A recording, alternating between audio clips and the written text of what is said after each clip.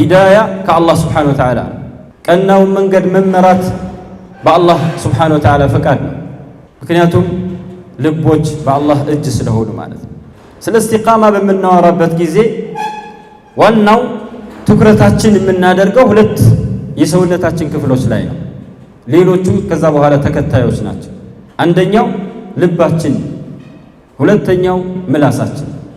ልብ ካልተስተካከለ ሌላው አካል ሊስተካከል አይችልም። ልብ ሲስተካከል ነው ሌላው አካል የሚስተካከለው።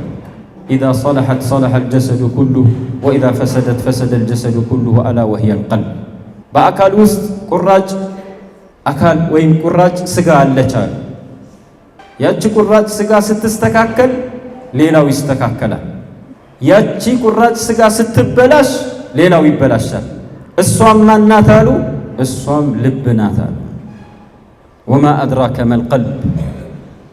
ልብ የአካላችን ንጉሥ ነው። ንጉሱ ሲስተካከል ከስሩ ያሉ አካሎች ይስተካከላሉ። ልብ ካልተስተካከለስ መቼም ቢሆን ሌላው ሊስተካከል አይችልም።